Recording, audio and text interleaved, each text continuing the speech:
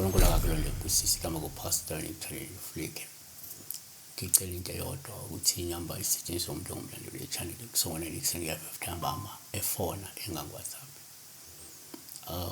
Sibheka la ubambeni Zuma 3846 uthi ukuphupha ukumaleba pain. Kabingeleli-ke ubabambeni noma umambambeni akacele.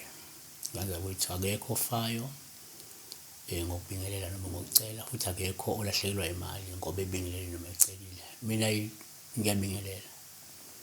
Ngibingelela uma ngakwazi mangidiba nawe nje endleleni ukuthi yimi nawo sidibana endleleni ngiyakubingelela. Uma uthula ngikubuze futhi uthulelani. Uyabona? Sometimes-ke uma uthula nginqapha ngedwa ngiqhubeke nohambo lami. Kodwa ukubingelela kumahhala noma ukucela kumahhala. Asikujwayeleni ngaza kwethu. Yini ama-labour pain? Ama-labour pain umhelo. Yini umhelo? Ama-labour pain noma-ke ukuhelelwa.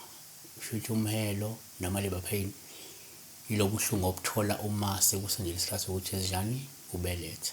So number 1 ngokuqondile uma kwenzeka uphupha ukhulelwe sesithole njengophawu oluhle uma uphethwe umhelo ngoba lusho ukuthi kungenzeka sesisondele isikhathi sakho sokubeletha uma ukuthi ukhulelwe futhi uzobeletha ngempumelelo.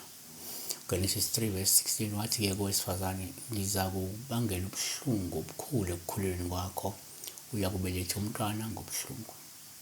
2 ngokujwayelekile uma uphupha ukhulelwe kuba uphawu oluhle uma uphethwe umhelo olusho ukuthi lindela impumelelo nokubusiseka ngemuva kwesikhathi esinzima noma ukusokola noma ukuthwala kanzima. NgokaJohane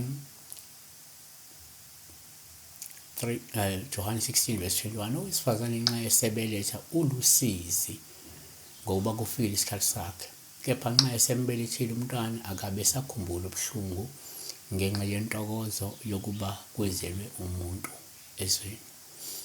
3 kuyenzeka kwesinye isikhathi uma uphupha ukhulelwe kuwuphawu olungelubi uma unomhelo nje selikhomba ukuthi empeleni lindela ukubhekana nezivivinyo nezilingo zesikhashana futhi ezendlulayo.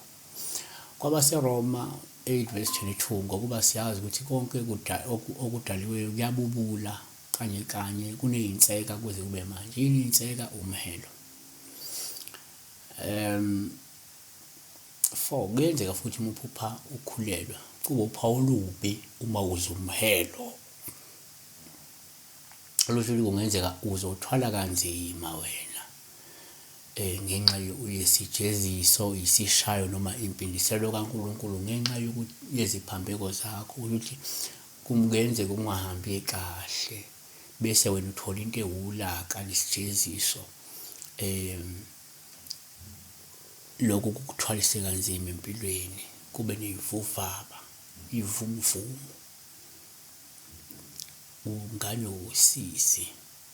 Kodwa-ke ngiyacela ukuthi abantu abajwayele ukubingelela nokucela kuyaye kungidideke nje uba sikhuluma ubambeni Zuma kuyasho ukuthi uba umuntu omdala kodwa akafuna ukubingelela akafuna ukucela.